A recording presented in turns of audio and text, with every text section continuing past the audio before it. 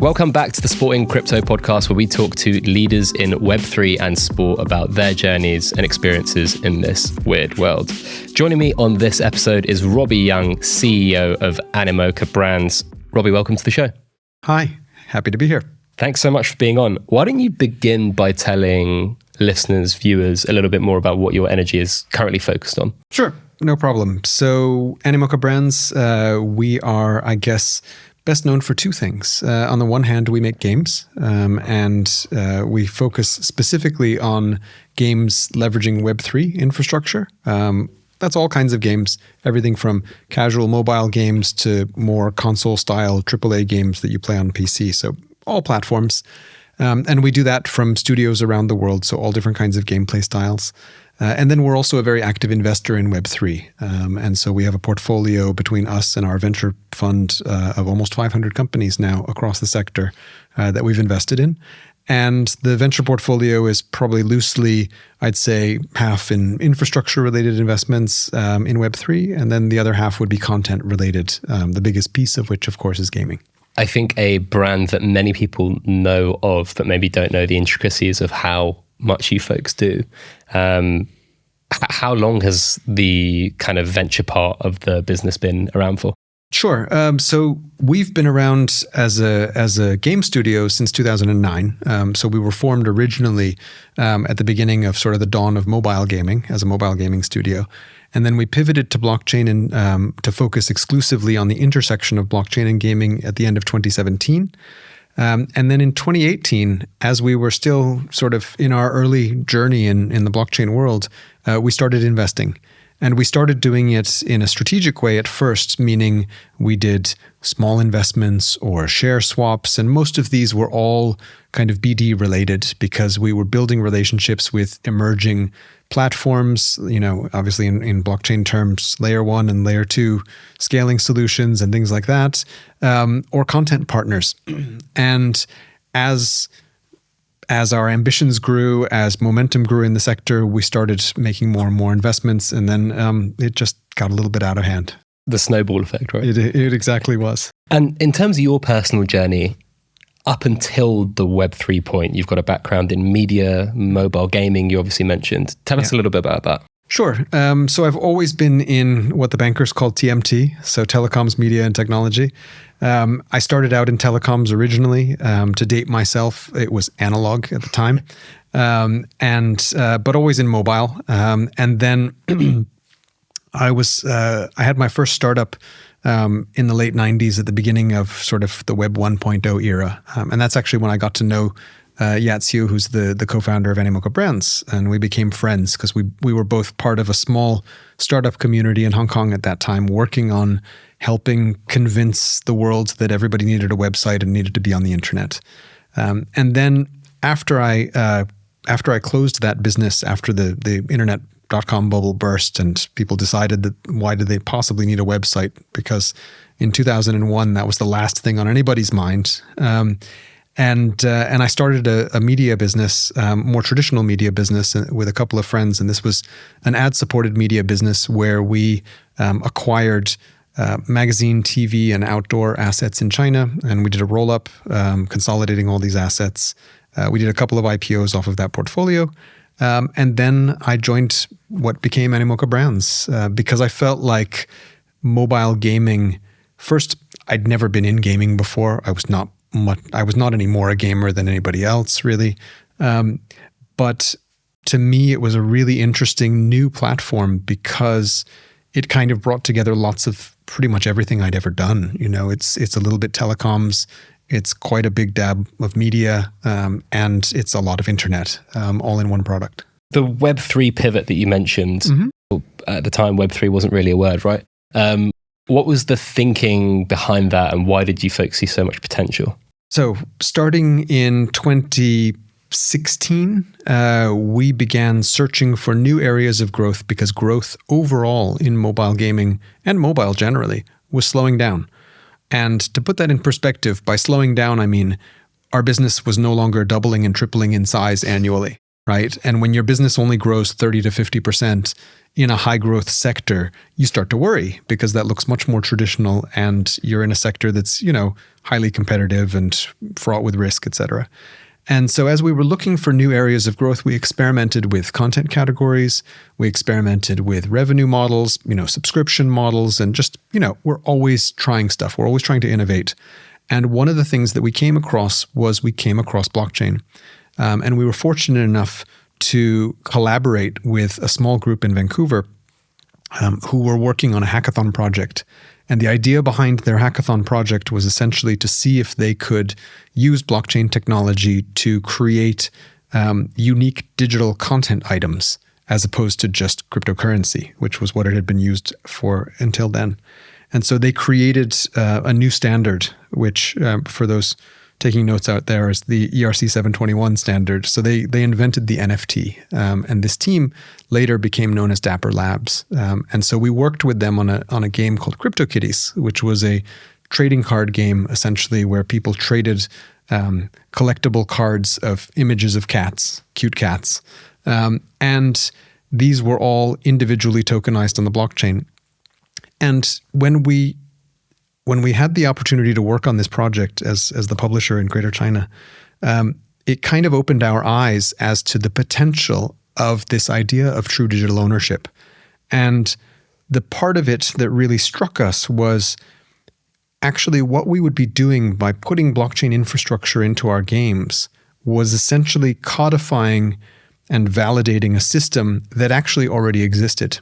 So when people play games, the predominant business model of games is what we call the free-to-play model. And this has been the case for more than a decade, probably 15 years. And it was popularized in big MMO games like World of Warcraft, and particularly in Asian games.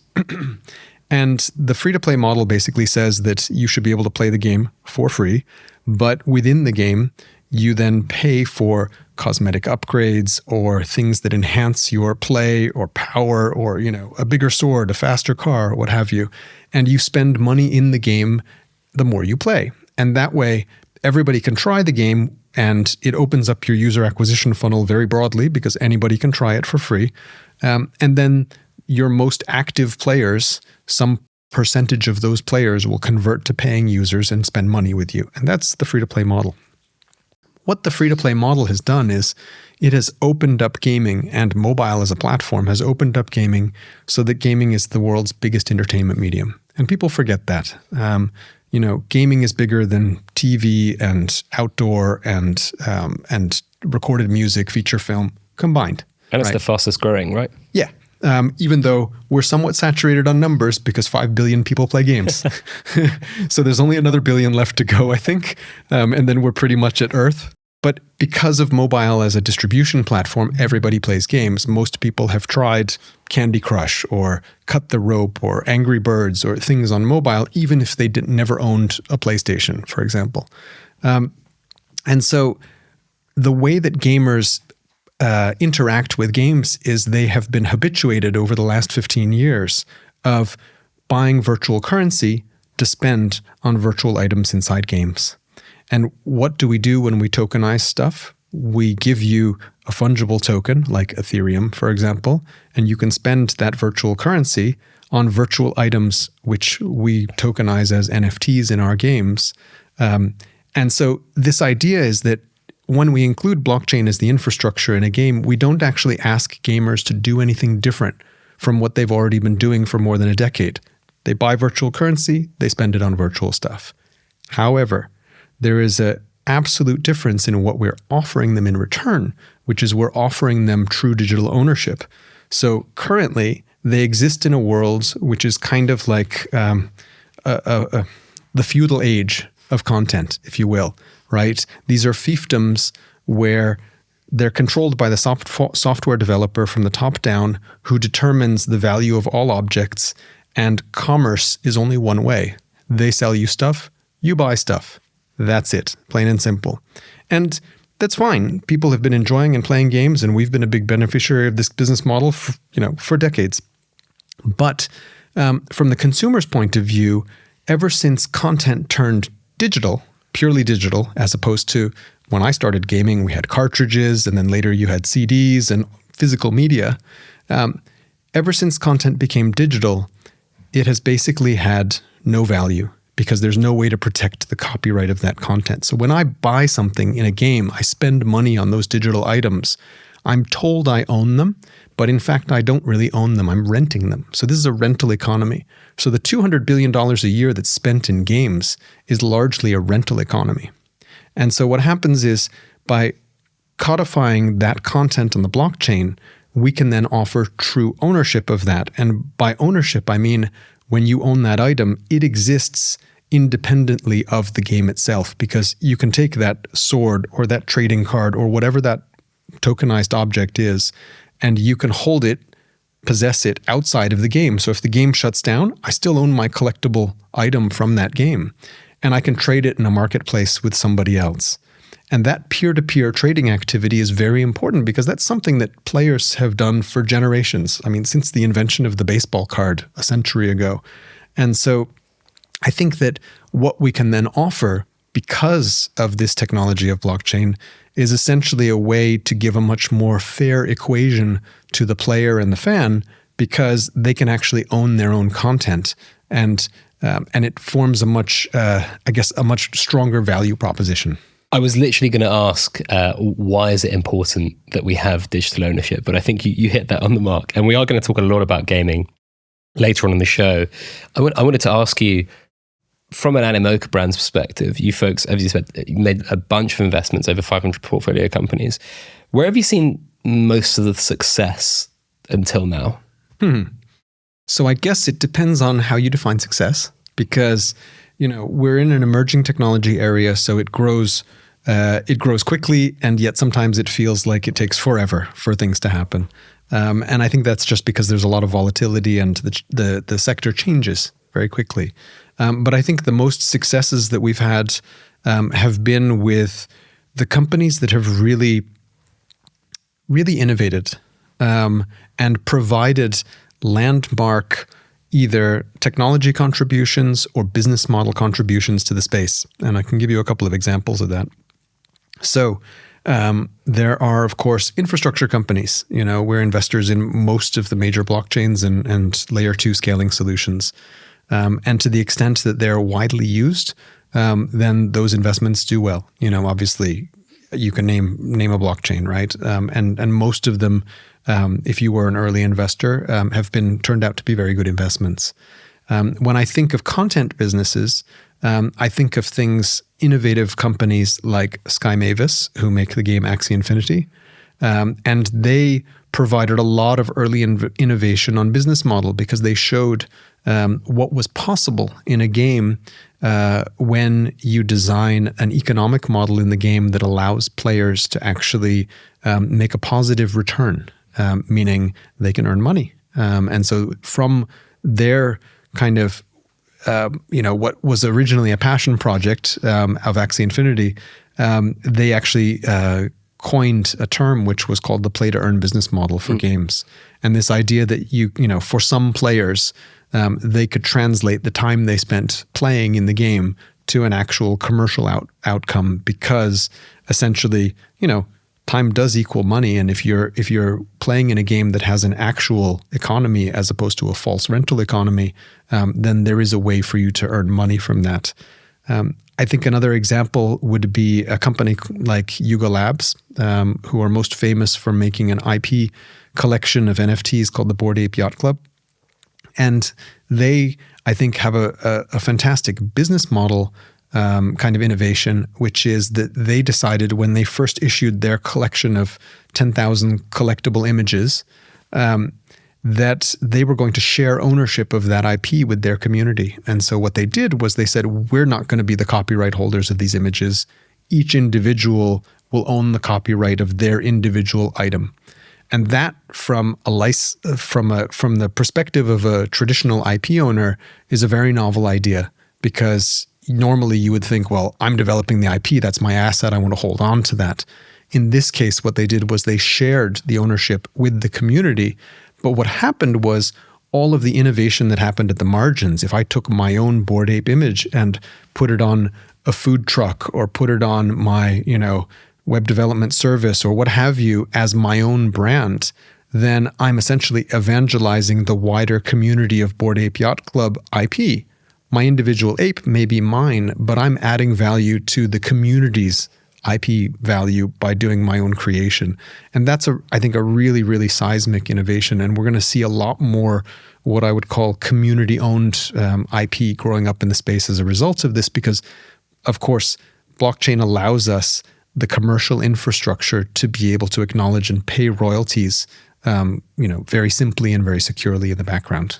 And transparently, yes, which is important. Exactly. I mean, when we had Tarek Nazlawi from Science Magic Studios, who led a lot of the Web3 stuff at Adidas, he referenced exactly that, the commercial rights that Bored Ape Yacht Club owners have, as a real light bulb moment internally. They were like, that's fascinating, right, from an IP perspective. And I agree with you. I really am sure that some of the really, amongst this like crazy ride we've had over the last 3 years with NFTs especially, it's lost on a lot of people how interesting some of those innovations are, whether it's, as you mentioned, simply having digital ownership, which kind of arrived, one with fungible tokens on chain, but then with NFTs, ERC 721s with Dapper Labs and CryptoKitties, all the way up to now, where we're seeing a lot more token standards, but things like play to earn gaming, whether or not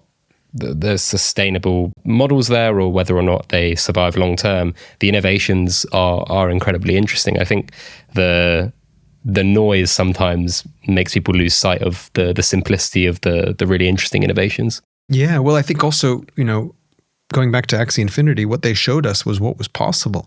I mean, who would have thought you could build a game from $0 to $1 billion a month in revenue in 2 years? I mean, nobody in the game industry ever thought that was possible, and yet they did it, right? And they did it with a team who were passionate gamers, but first-time game developers. I mean, come on. That's insane, right? An incredible amount of success. And I think what they also did was they pointed to the model of the fact that play to earn is possible, right? And we can argue all day long over what the proper tokenomics are to achieve a long-term sustainable ecosystem. And you'll get lots of economists arguing over the merits of different ways.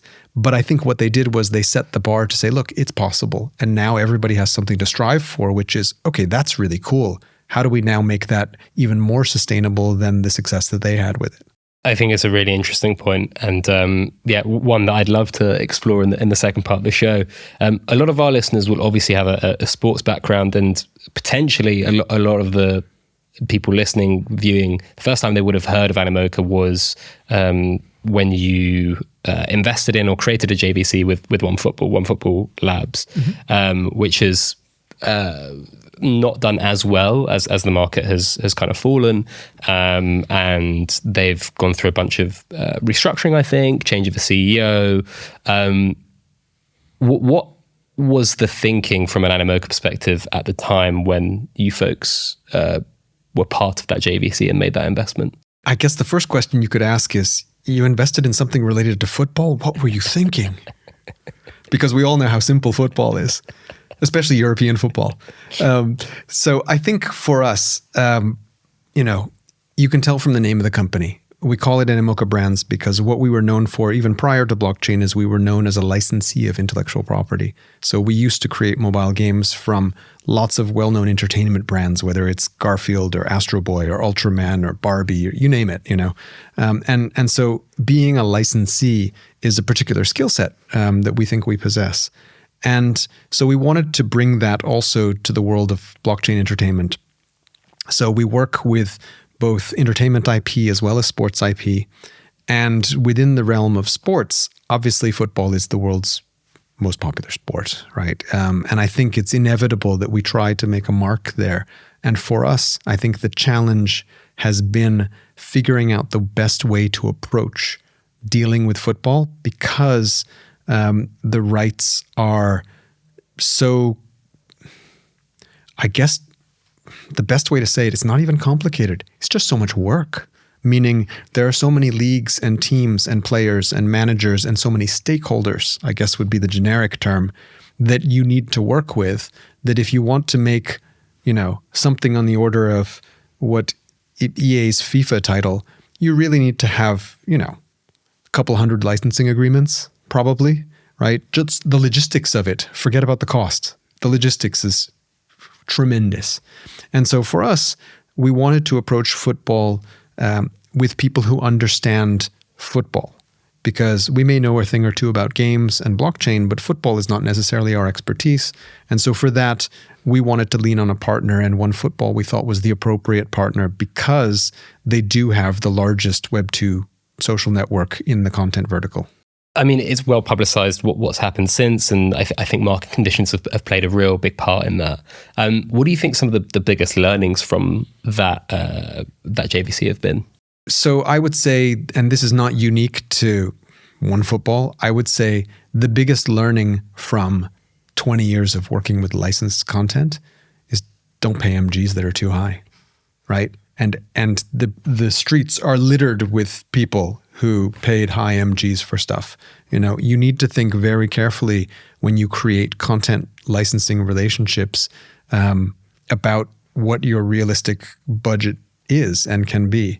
And I think the challenge in football as a category, that at least based on my own personal experience, is that unlike entertainment IP, I find that I think the business model of football as an industry doesn't lend itself to co-investment in IP construction, right? If I work with a Japanese anime studio or a Hollywood entertainment company, they will be viewing my product not as specifically just as a revenue source. They will be viewing my product as a brand building exercise and a brand extension. How can we leverage, the millions of players you're going to bring into this game that has our IP in it and enhance our brand? Because that enhances our brand value, and we'll sell more theater tickets or merchandise or other things, even if we don't make a fortune in this game that we're building together.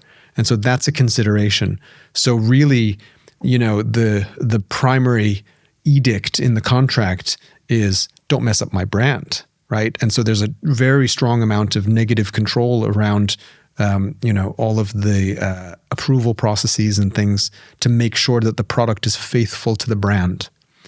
And what I found specifically in football, which is more of a challenge, is a very heavy focus on upfront payments being maximized.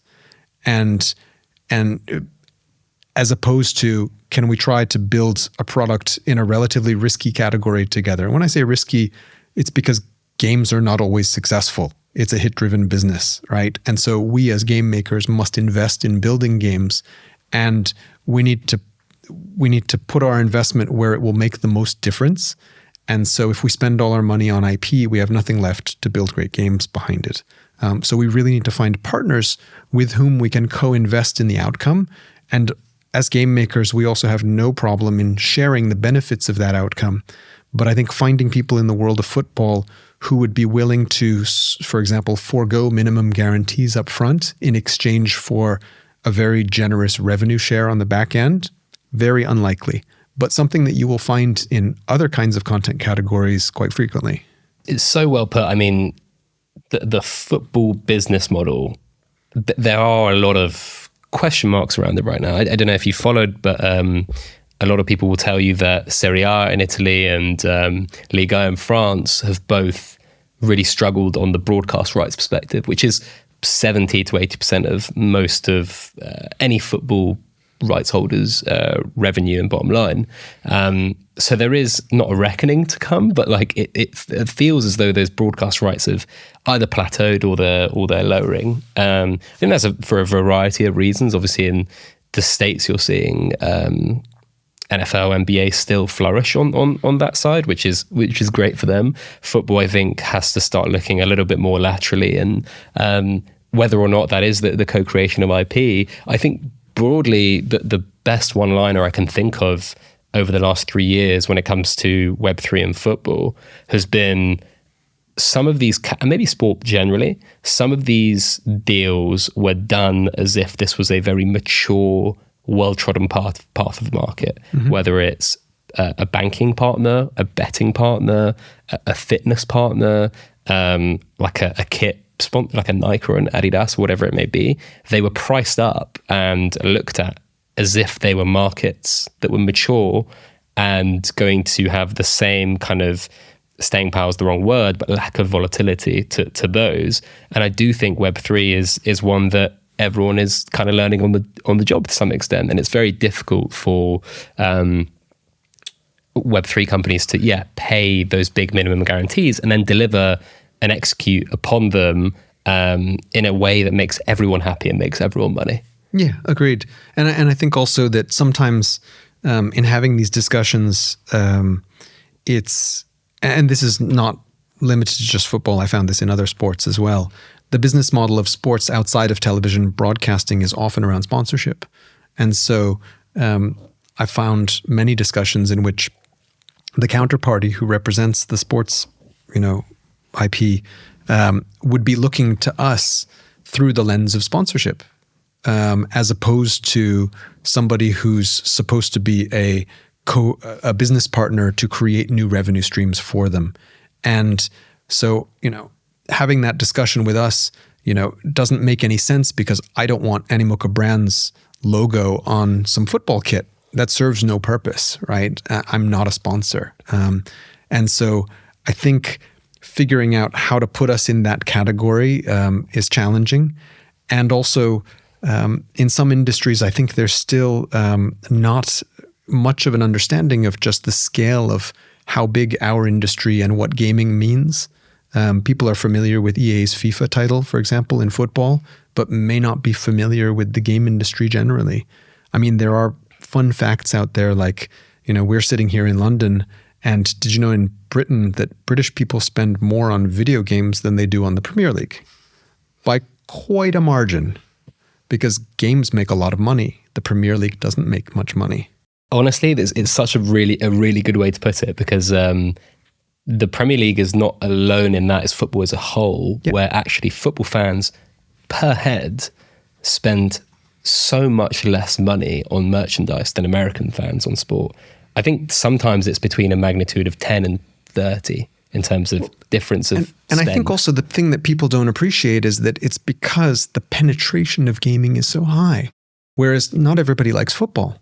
Even though football culturally feels ubiquitous, it's actually, we're talking about if it's 50% of the population, that's great. But gaming is 80%, 90% of the population. You just can't beat those numbers.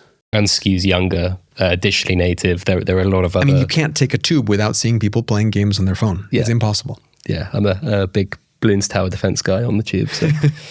You're right there. In terms of going back to OneFootball, do you see a future path where there can be a lot of innovation there from a Web3 perspective from that brand? Obviously, you mentioned they've still got this huge audience, right? Yeah, because our job is to serve their community and to figure out how we can leverage the technologies of blockchain to enhance that relationship that they have with their community and that they facilitate between their community and the clubs and leagues and players that they represent or partner with. I think they're in a unique position where they do have a lot of coverage on some niche leagues as well. So there could be a lot of room for experimentation for them. Obviously, they don't need to go and do the high profile deal anymore with Serie A or whoever it may be.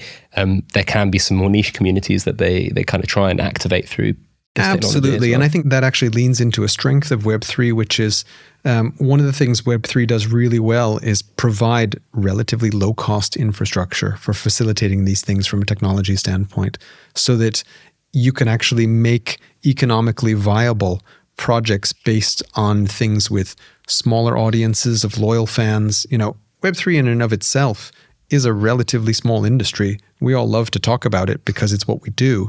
But in user numbers, active participants in the NFT ecosystem, how many people bought an NFT last year? You're talking about an addressable market of 20 million people, right? But they spent $36 billion last year. There's your headline, right? Yep. Another high-profile story, and I promised listeners and also Robbie, I'm not trying to beat down on Animoca or anything like that. No problem. But I do think the learnings from some of these stories are really interesting. I remember writing at the time about F1 Delta Time. And for listeners that don't know, Animoca had a really popular game, F1 Delta Time, that had a lot of users, lots of people buying, trading, and using these NFTs. And you weren't able to renew a license a couple of years ago. And that obviously meant that you had to, I believe, wrap the tokens and start issuing kind of new tokens to the users to replace them and so on and so forth. As you mentioned earlier, a tremendous logistical undertaking. Yes. I can imagine it was. Going back to the rights holder side of things, how frustrating is something like that? It was incredibly frustrating.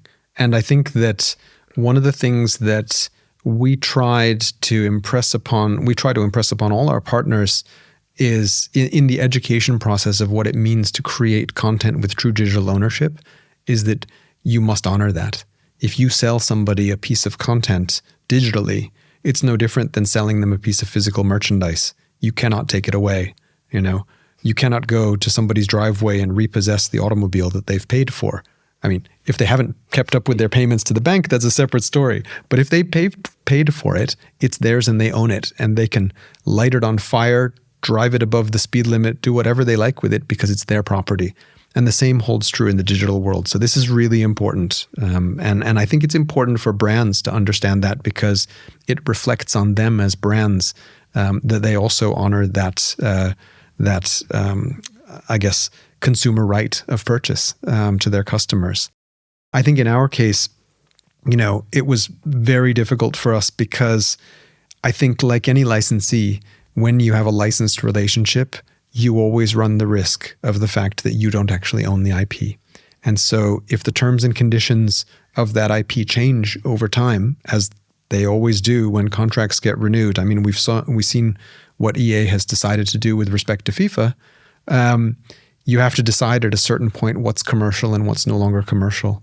And so if you have to make that difficult decision to part ways, then there are consequences. And unfortunately, we had to try to figure out how best to solve that with the customers that we had already sold content to. And you mentioned that football has this issue with wanting the money up front, minimum guarantees, and so on and so forth. I think that is true to some extent for sports, broadly speaking.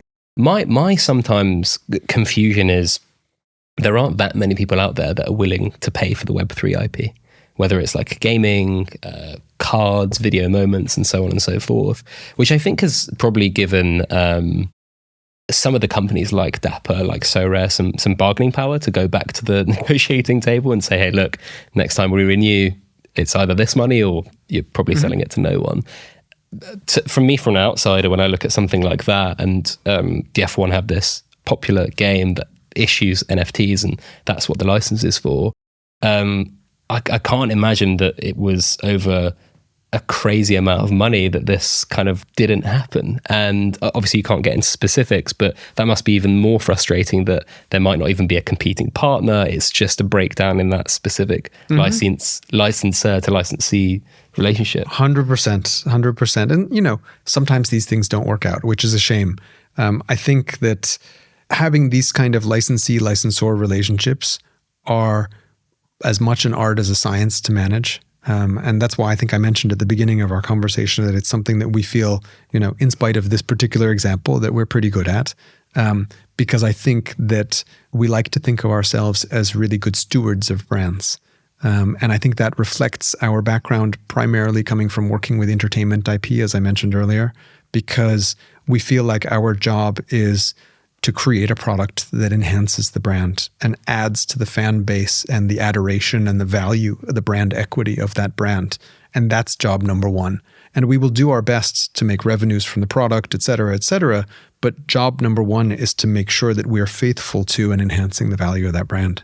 We were speaking off there that you've had some good examples recently, probably taking the learnings from the couple of examples we've just gone through, MotoGP and Formula E. Do you want to talk a little bit about those games and those relationships? So I think that also these two IPs, for example, are outgrowths of the original work on F1 Delta Time, actually, because we always viewed motoring and motorsports as a great venue for digital ownership. As a content category within gaming, it's a very beloved category, but it's a big niche, I'll call it that, because there's only a handful of studios around the world that specialize in racing, but it is a pillar. If you go out and you buy 5 or 10 sports games, there will be a racing one amongst those because everybody plays a racing game.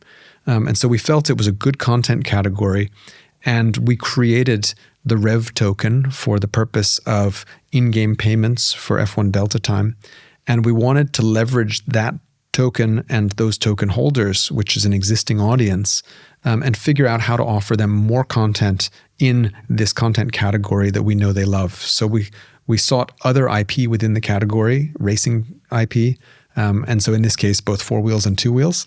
And also we started working with other brands that make, auto manufacturing brands, racetracks, etc., because we don't want content to we don't want to think about content in the traditional way, meaning our job is not purely to make a Formula E game, a MotoGP game, etc., because that's what Web 2 is really good at. What we want to create essentially like the motorverse, right? We want to create a series of interconnected activities that have some relationship to each other. Because if you think about it from the perspective of the player, when I customize my car in a driving game and I spend lots of money on it and I paint it and I modify it, etc., I want to be able to use that car in as many places as possible. And so it would be great if I can both race it, but I can also use it in an open world game, or I can go drifting or drag racing or all these things. And in this, this idea of a Web3 interconnected world, I would be able to do that because I can bring these NFT-based assets from place to place. Really interesting. And I really want to dig into that aspect of interoperability later in the show. Before we move on to the second part, I want to ask you, where do you see the biggest opportunity on the sports side with Web3 broadly speaking over the next, let's say, until the decade's up? The biggest opportunity is for sports to really create a direct relationship with their fan. Because what you can do through tokenization is you can essentially, when a fan, has a token, whether they buy it or you give it to them, when they possess a token, that's essentially, to put it in Web 2 terms, it's like a super cookie, if you will, because it's a secure representation of that fan, right? So if I give you a token, whether it's a car or a motorbike in my MotoGP game, or it's a ticket of admission because you went to an event, or it's a collectible trading card, it doesn't matter because it's on the blockchain and I can identify that as you, the fan, and I can treat you accordingly. And then I have the ability, because that token is based on an open standard, to utilize that in a variety of different venues. Meaning I can take that original trading card. So for example, in our MotoGP game, our first game was based on trading cards of individual riders. And we can take those trading cards of those riders, and when we came out with our second game, which is an action game, you can bring your trading card and we welcome you into the game and you receive a playable version of that rider in the game, right? So it translates. We recognize that you're a fan, you own a card of a particular rider, and then we bring it into the game, into the second game, and you can enjoy that rider in the second game. Now, if we're really pulling out all the stops in Web3, then when you also show up to a physical event, you should be able to use that card as a ticket, right? You should be able to go to a website and say, I'm going to upgrade my playable NFT to a ticket to attend the live event. But because you know that I'm me and I'm spending in multiple games, maybe I get a discount in that live event. Maybe when I'm at the live event, I can show my NFT in the gift shop and get a discount on merchandise, right? All of these things can be connected because essentially that in-game item that you originally purchased is also your loyalty program membership card, right? And so if you really want to leverage Web3, you need to have this extensibility to be able to wrap all these experiences around your fans. And all the tech and infrastructure is there to do it today, and at very low cost, because it's all based on open standards, right? And the fun thing is, even other people can then create great fan experiences, because some of the greatest content is created by people out in the community and fans, and they can start to create games. They can start to create online quizzes or whatever it is, podcasts and stuff for the fans, and token gate them based on all of the token holders in that community. So I think it's a tremendous way to connect with the fans. And it allows us to bring down the walls between those silos, because previously, if you wanted to cater to a fan in that way, you'd basically have, a game company that you've licensed your IP to over here, and they'd have a database that was proprietary and they would not share with you. And then you'd have a loyalty program over here where you'd have to sell the same stuff to the same group of people one more time and connect with them again to get their names in a database over here. And then you'd have the tickets of admission, for which you may not collect any information at all. So you don't know who's coming to the live events versus who's played the games versus et cetera, et cetera. In Web3, we can do all of that, and we can still respect everybody's privacy too, because at the end of the day, we don't need to know who the physical person is behind that token, that in-game item that they purchased, because we can look at their wallet, which is public knowledge and therefore publicly disclosed, and we know how much they spend, right? So you turn this idea of consumer data a little bit on its head when you think about, okay, it's less important actually to know who my customer is, that you're, a male between the ages of 25 and 40 from the UK, because actually, I really only care how much money you spend and how frequently you spend it. And as long as I know that, I'm less concerned about your gender and all these other personal things about you, because those previously have just been vectors to try to guess at how much you spend. Really interesting. I love the idea of the on-chain network. I think that's a network of fans or consumers, whatever it may be. I think when that's leveraged properly, and I think we're going to see that happen over the next 2 or 3 years, because over the last couple, a lot of these brands have tried very hard to, as you said, distribute and broaden that funnel and create those on-chain networks. And I want to see those activated and see how they go. And I think it'll be exciting. Before we move on to part 2, where we look at the future and gaming specifically, because I know we want to talk about that, I need to remind you that this podcast is sponsored by the HBAR Foundation. The most beloved sports brands understand that what fans want is simple, a reason to be passionate. The HBAR Foundation enables brands and fans to share their passion on-chain using the Hedera network, just what we were talking about. The most used sustainable enterprise-grade DLT for the decentralized economy. Visit linkedin.com/company/HBAR Foundation to learn more and get the latest HBAR Foundation and Hedera network news.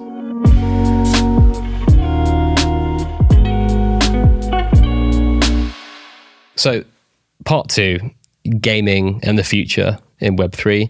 We're at a point in time right now, late 2023, trying to figure out in my head when this is going to go out. There's a real swell of enthusiasm, I think, in this bear market for gaming specifically. And I think what this last crypto cycle did was create a spectrum for what Web3 gaming is, if that makes sense. You have the play to earns, the everything's an NFT and everything is tokenized, whether it's your Illuviums and your so on and so forth, all the way to something like NFL Rivals by Mythical Games, where it's a mobile game and it incorporates NFTs. Where are you seeing personally the most excitement for you along that spectrum? It's hard to point at a particular favorite, to be honest, only because I see innovation all across the spectrum. I think a big theme is really trying to put Web3 in everything. Because at the end of the day, Web3 should not be the selling feature. In much the same way as when we think about gaming, call it 15 years ago, when we first started to see online games and multiplayer games, because before that, it's hard to remember, but we used to just have single player games where you played against the computer, right? And for a while, we talked a lot about online games, and we talked about playing online games because that was the feature. And technologists have a terrible habit of putting technology first as the feature, when maybe that's not really why people are there for the tech. They're there for the fun or for whatever it is. And so I think what we're going to see is that what we're calling Web3 games or blockchain games at the moment, I think give it another year or two, and then after that, we'll just keep calling them games again, because it will just be the way that games are made. Because I think it makes so much logical sense, and it solves so many problems for both game developers and especially for consumers, that I think it will just become the de facto way of how games are made. And I think a great example of that is, I saw a piece on the internet the other day about how Roblox is one of the most successful online game, user-generated content game platforms. And in that game, they have a virtual currency called Robux. And so the primary revenue source of Roblox is selling Robux to players, which they spend in the game to build stuff and personalize their experience. So apparently, inflation has also come to Roblox, and so they're devaluing the value of Robux inside the game. And so what that will do is that will actually make all of the money that people own inside the game in that economy worth less, right? So Roblox then starts to look a little bit more like Argentina. And it's a shame because it's a very big community, and I think that is going to sting a little bit to the players in that community.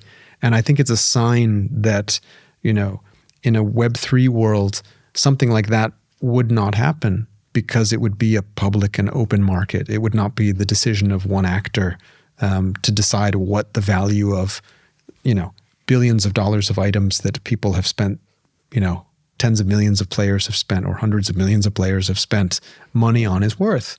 And I think that kind of centralization, that era is coming to a close. And why do you think that is right now? Do you think that is because we've kind of plateaued in terms of gaming as a whole growing and driving revenue? We're seeing, for example, esports, that market is going through a really big depression, I suppose, in terms of revenues, and also people understanding what the business model isn't as simple as just lifting and shifting real life sport to gaming. Why do you think right now we're seeing, because I think when people were talking about gaming 2 or 3 years ago, everyone was like, this is the next greatest unlock. This is the next greatest unlock. For me, I thought it always felt quite far away rather. But right now, and maybe that's because we're 3 years on, but it doesn't feel that far away that this could be the next great unlock from a Web3 perspective. So I think it is for sure. And that's because I think, going back to what I said in part one, it's because we don't need to educate the audience of gamers as to the value of virtual items and virtual currency, because that's a big ask, right? I think when people make a mindset shift, because in Web 2 we've been unable to protect copyright, we've basically coalesced around a bunch of different streaming platforms in order to protect IP, right? Because we tried people downloading music with MP3s in the late 90s, and it didn't work. It led to rampant copyright infringement. And so as a result, we have Spotify. Spotify is great from a consumer's perspective, but horrible from a content creator's perspective. And the problem is we're in this, kind of honeymoon period where lots of content that was built under other business models still exists that we can benefit from. But going forward, it's very difficult for the music industry to find the appropriate business model that can survive based upon what they get paid from Spotify. Spotify last year paid out, $7 billion of royalties or something like that, or $8 billion of royalties, which is, a quarter of what NFTs paid out. And Spotify has 900 million users or something ridiculous. So it's very difficult for the music industry to recover from that, and they've had to change to a live model where people make their money from touring, etc. But the problem is that benefits primarily the most famous and the largest acts, and it makes it very difficult for innovation for smaller players. And I think if you look at the game industry, what happened in the period from sort of 2005 to 2010, we had this massive explosion because mobile happened. And what mobile as a platform did was it enabled small indie developers to reach massive audiences, because your typical small indie developer is not going to be able to make a console title, and then you need to get Sony or Microsoft to decide to publish it on their platform. And so it's really only a game to be played by the big guys. But mobile is rife with small developers. And don't forget all of the big titles you see now, Clash of Clans from Supercell, or Candy Crush from King, or Angry Birds from Rovio. These were all small companies, right? They were not leaders in gaming on any other platform. They were new to the medium. And so I think when you look at games that are coming in Web3, you'll probably see a lot of big successes coming from people who were not incumbent leaders in gaming previously. I want to go into what you talked about with Roblox just now. A couple of things, right? One, I think even off-chain, it's very hard to have an economy that is functional and sustainable. And two, there is this real friction, right, between publisher and consumer, or Spotify and consumer, or rights holder and fan, whatever it may be, where the Web3 ethos or business model, there's a lot of friction, right? Because I remember reading a report by a very well-meaning analyst who talked about EA and how they're leaving $600 million on the table every year because the cards in Ultimate Team aren't NFTs. And I was like, but they sell new cards every season and their licenses are seasonal. Mm-hmm. So if they weren't, they'd lose a lot of money because people would be able to play with last season's cards in the new game. And also it would stop a lot of the primary sales, right? And so there's a lot of friction here. And how do we get over this? Is it simply the case that consumers just suddenly say, we want more digital ownership, or there's a specific way or model a game can be created, like loot, for example, that is maybe specific and only unique to Web3? Where do we jump over that hurdle? So I guess it's a little bit like maybe we think about what, I guess maybe Britain's a bad example. America's a better example for this. We think about home building, right? So in America, the first half of the 20th century, there was a huge market for home building and lots of companies building homes. And then as places got more crowded, people stopped building new homes, right? They started buying secondhand homes instead. And all of a sudden now, as the country has matured, the real estate industry is mainly based on the idea of secondary sales as opposed to primary sales. And I think we'll see something similar happening in entertainment content, because given the ability to actually collect secondary royalties, then there's no reason we can't have an industry based upon a very substantial, or the majority of revenues actually coming from secondary royalties. And traditionally, if you look at the music industry, that's what it's been, right? Because you have all of these ASCAP and BMI and these rights management agencies collecting playing royalties from musicians' works or songwriters' works that are being played in karaoke's and clubs and on commercials, etc. And that works very well. And so up until now, we've not had a way to enforce this kind of royalty collection on the internet. But now that we do, we can think about innovating our business models in a way that really allows for content to be much more freely used, because we can essentially tag it with royalties to honor the creations and the IP holders that gave birth to them. That's really interesting. I mean, we had Nigel Eckles in the last episode, who co-founded FanDuel, now has two crypto-based businesses, one called BetDex, one called Vault. And Vault is basically doing kind of digital EPs for artists. He was saying something like, I said what you said, which was the main business model for a lot of artists become touring. And he said exactly what you said, which was that's only true for the big ones, because anyone that's not got X amount of subscribers or followers actually loses money when they're touring.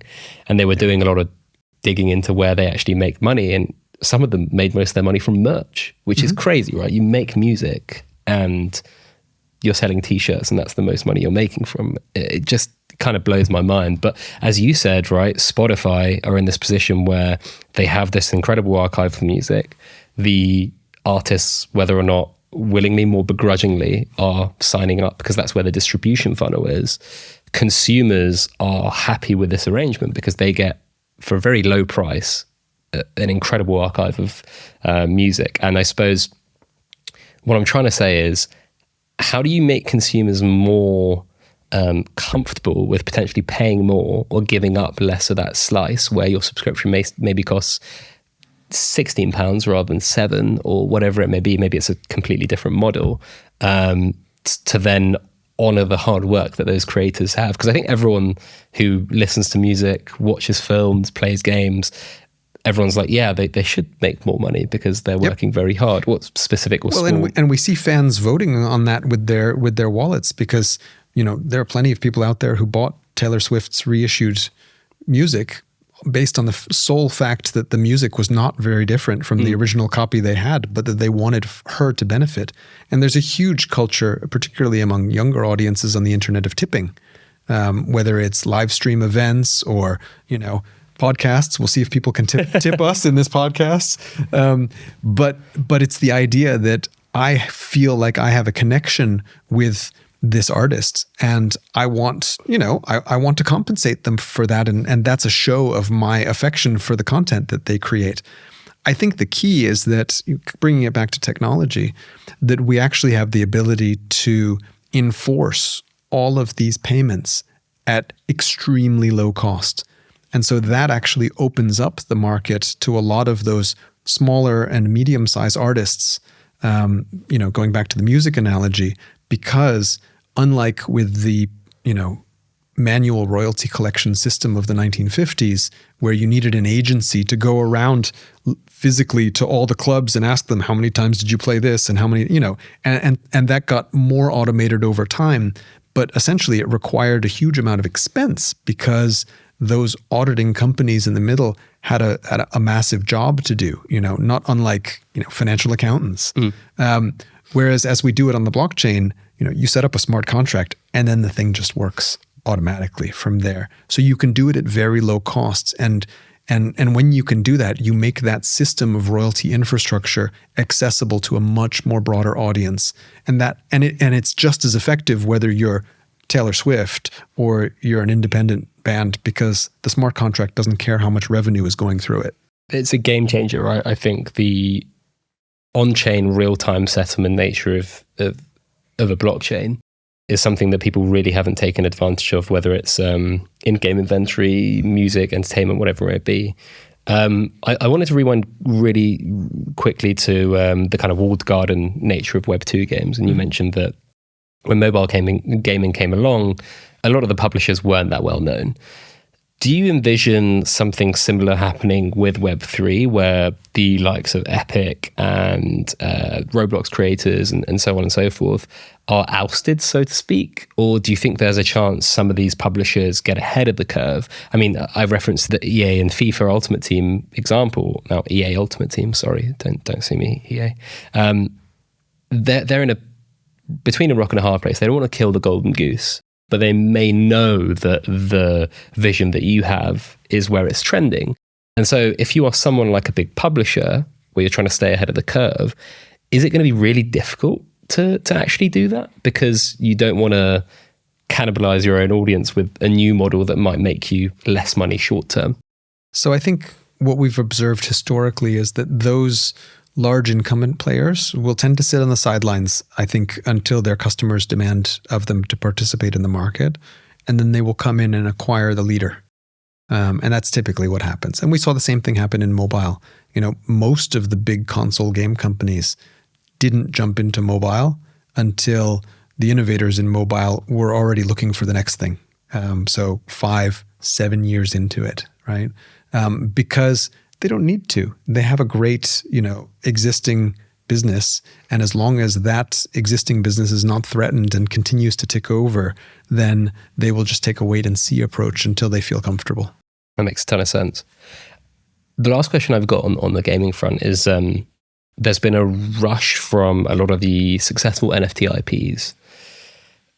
Raised a lot of money, sold a lot of JPEGs, and you were like, we need to make a game, which seems to be the default for a lot of these NFT IPs. And I think the likes of maybe Yuga that you mentioned, the Bored Ape Yacht Club creators, are maybe slightly different because they are incredibly well capitalized, and they are trying to go for a very lateral approach across various industries, and gaming just naturally fits into one of those buckets. But it seems as though a lot of those NFT-based IPs are deferring straight to gaming. Do you think there's logic in that, or do you think there is going to be quite a high saturation? Because if you hold 10 NFTs from your favorite creators and all of a sudden 8 of them have games that are playable with those NFTs, your audience isn't going to play all of them. So there's going to be a situation where maybe a few of them survive. Where do you see that side of it? Because we've talked a lot about the incumbent organizations. We mentioned you a little bit, and we mentioned blockchain gaming publishers who are creating games specifically from the ground up with NFTs. But some of these NFT IPs that have gone IP first and then created games, where do you see that part of the market? So I think that the most important thing that creators of NFTs are thinking about always is utility for those NFTs. And how do they define that utility? And this is true of any token, right? Bitcoin is the most basic one. Bitcoin has the utility of existing as Bitcoin, and that's it. It doesn't purport to have any functionality other than being a store of value that's reliable, and that token is enjoyed for the fact that it has a very simple function. I think for other tokens that are created, like, as you said, NFT collections, I think they're always trying to cater to their communities and decide what it is that their community wants from them to be able to enhance the value of those collections.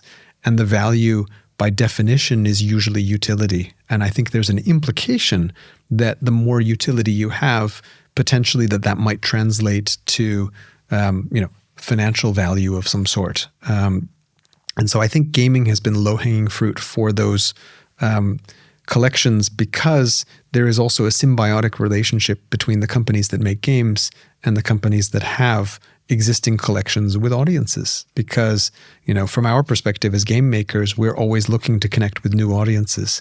And so a great way in which to do that is to welcome those collections on board into your game. I give you an example. So we have a user-generated content metaverse called the Sandbox. And the Sandbox has a very particular, what we call voxelated art style. It's very similar to Minecraft, if you're familiar with Minecraft. So it's a unique art style. And in thinking about how we could enhance interoperability between Sandbox and other NFT projects and collections, in the last season 3 that we launched for the Sandbox, we called it the Season of Interoperability.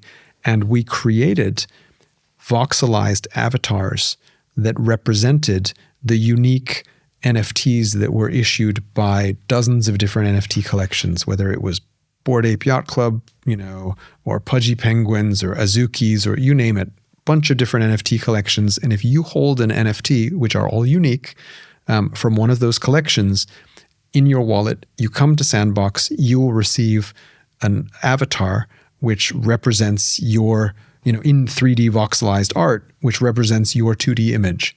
And so for the people from those communities, hopefully many of them, and a lot of them did, find this very cool, because here I own this 2D picture, which I really like, and which I've collected and is very personal to me. And I can come to this game and I automatically get an avatar, which is kind of a fun interpretation in a different art style of my unique item. And when I'm in this Sandbox metaverse, I appear as this unique avatar, which maybe everybody already knows me from Twitter because it's my Twitter profile or whatever it is. And from the perspective of Sandbox, it's a way for them to onboard user communities. Because if I go and translate 10,000, images from a collection of NFTs, a percentage of those users will come and start to play in Sandbox as a result of that benefit, that utility that they receive. And so from the Sandbox's perspective, you can think of the investment in creating that art as a user acquisition strategy where you're not spending money buying ads on Facebook, for example.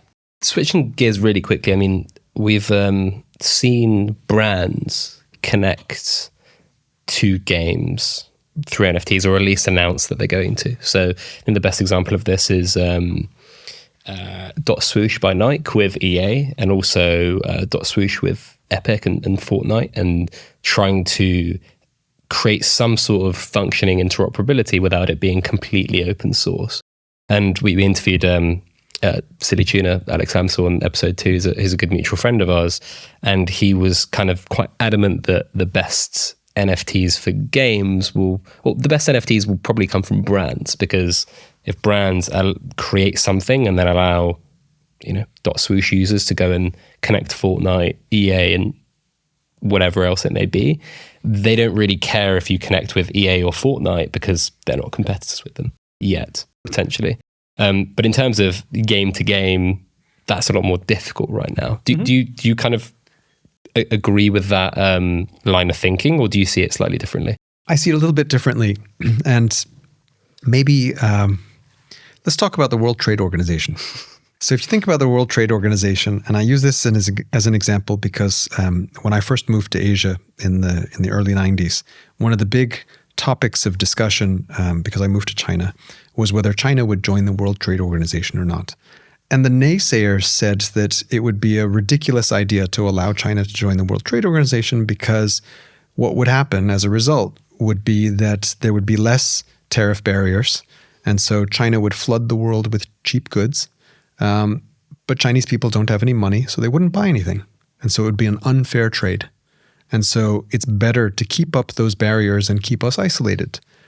And the people who were arguing for openness, and essentially for what in Web3 we call the network effects, said, well, actually what will happen is China will sell lots of goods and they will make money, and the money they make, they will then spend to buy goods from us. We all know what happened. Obviously, China joined the World Trade Organization, and actually what happened was everybody was better off as a result, because the world got lower priced manufacturing, benefiting from China's labor force. But at the same time, you can't go to a high street around the world and look at any shopping district and not find Chinese people buying stuff. And so I think the same theory applies when you think about games in Web3. We talk about this a lot. We think interoperability and openness are the key, because the rising tide lifts all the boats. What happens is, to use a specific game analogy, if you have a racing game and I have a racing game, right? And a player buys a car in my game, and that car is usable in both our games. The Web2 way of looking at him, that player or her, taking the car to your game that they bought in my game would be, I lost a customer to you, right? But that car now has the utility of 2 games. That car should be worth more than a car that only has utility in 1 game. And so when that car is resold, that secondary trade, I will get a royalty for that because I'm the creator of that car. I made the primary sale. And so I don't care how many games it's usable in. In fact, I want it to be usable in as many games as possible, because then it will have more utility, therefore more value, therefore I will get more creator royalties. So it's the royalty infrastructure that facilitates the ability for us to allow for the content to travel more widely. Makes total sense. I mean, the trade organization analogy was a good one once you took me through that journey. So thank you. I want to wrap up with a couple of questions, right? So there's a lot of Web3 skeptics, right? What do you currently think that they are correct about where crypto needs to mature? I think most of the skepticism around Web3 comes from 2 fronts. One is, and I don't mean this to sound negative, but a lack of education, meaning a lack of understanding. They haven't investigated what Web3 is really capable of and how it can solve problems. They just don't know much about it. And so if you just read a couple of headlines, well, yeah, you can hear, it's like anything.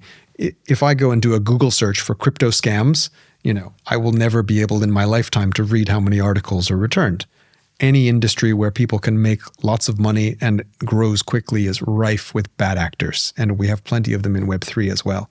One of the things that is important about, so first, the education process. People need to learn more about Web3. And I think the second thing that we need is we need to probably have better regulation in Web3. And I think we're making strides to that. And in fact, this is the first podcast I can say this on. The UK is making strides now as well, right? So we saw a new consultation document come out this week, which clearly sets out guidelines, if I'm understanding it correctly, between, for example, tokenized content, so NFTs that I play in my video game, as opposed to financial instruments that banks use that are also tokenized. And that's a really important distinction, because we don't believe that you can use the same legislation for banking transactions and video games. It doesn't make any sense, just because we use the same technology of tokenization. Just like we wouldn't, regulate a banking website and a game website just because they're both websites. However, some legislation around the world has kind of hinted at bucketing anything that's tokenized in the same bucket, which is one of the reasons that, for example, in the US right now, I think things are progressing more slowly in Web3 as a result of the appearance of kind of broad, sweeping generalizations when it comes to regulation. I think the regulatory part is right. I mean, there's the optics that Web3 is still a wild, wild west. And I think as someone who's been in and around this space for 5-6 years, it feels very much less than it was back then. It does. But if you were coming into it fresh, you would probably still have that thought. So I do think you're right in that regard for sure. And I think some of the consultation we saw in the UK this week, there's also a lot of progressive countries in Europe. I think France, Portugal, Germany are doing a really good job. I think a lot of Asia has been way ahead of the curve here in terms of Japan, Singapore, Hong Kong especially. So there is seemingly light at the end of the tunnel from that perspective. Yeah, for sure. And I think this year is a real watershed, because what we're seeing is the results of a huge amount of investment and attention towards the Web3 industry. And as we all know, regulation follows, because it takes a long time. And so now that, we're no longer the hottest industry in town, the regulation is coming because the regulators, we started to attract their attention a couple of years ago.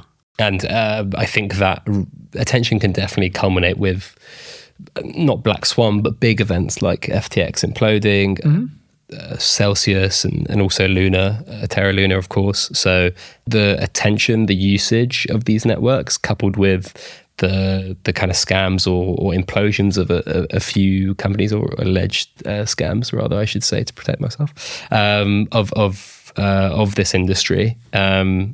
Those two things coupled together really make for a regulatory soup that needs stirring big time. Yes, definitely.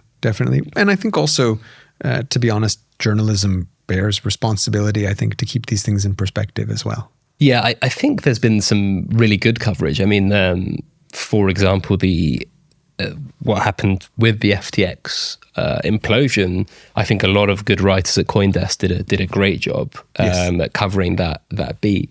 Some of the mainstream coverage we saw afterwards, which maybe painted some of the bad actors in that story in a positive light, was I do agree with you that there has to be a lot more common sense and good investigative journalism around some of these stories, because even we saw with some of the Bitcoin ETF rumors last week, where there was a few tweets, deleted tweets, stories and rumors, and in a market that is not that regulated and has these 365-day a year, 24/7 markets that can be open to manipulation.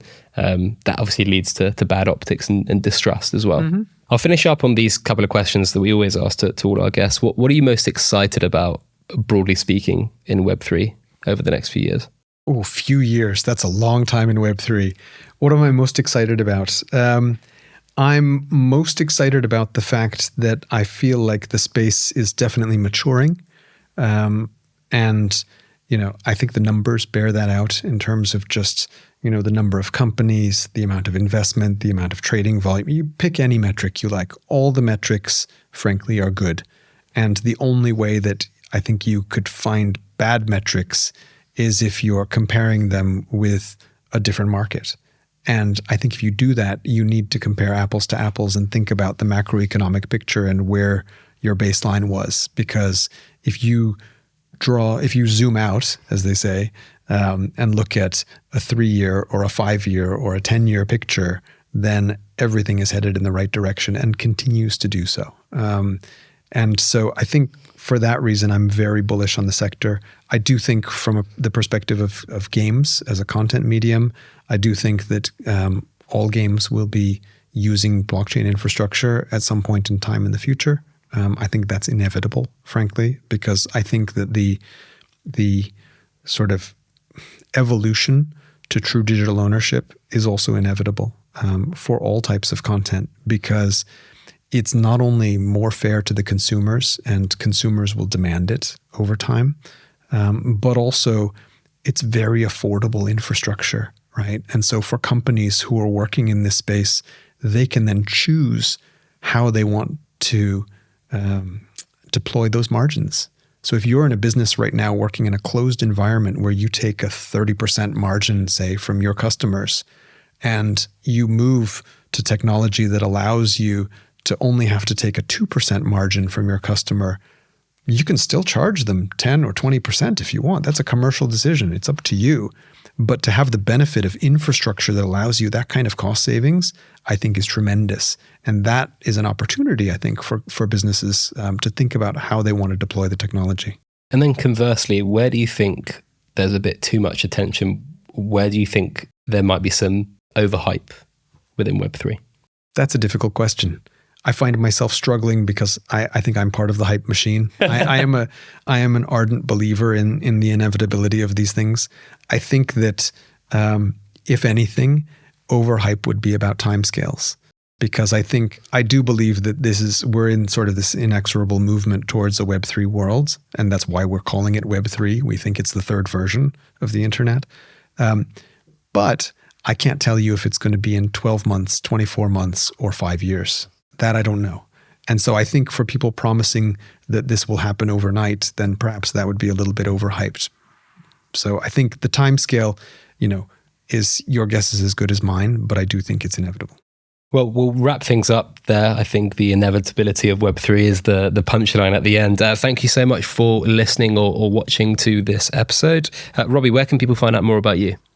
So you can come to our website, animocabrands.com. You can find me on LinkedIn or Twitter, which is where we spend most of our time in Web3 socializing. Would love to hear from people. Fantastic. Well, we'll link all those in the show notes, and you'll see them up on screen if you're watching. If you haven't done so already, please subscribe to the newsletter. sportingcrypto.com is where you can find all of our content. And you can find me on LinkedIn at Pet Barisha. And you can find all of our content on the site, as we mentioned. Just remember that none of what we have said today during this show is financial or business advice, and this content is for informational purposes only. Web3 is underpinned by crypto, and crypto is volatile, meaning you can lose money if you're buying these assets personally or as a business. Where we're recording right now in the UK, the majority of crypto asset companies are unregulated. Please leave us a review, subscribe to the show, and we'll have more Sporting Crypto content for you soon.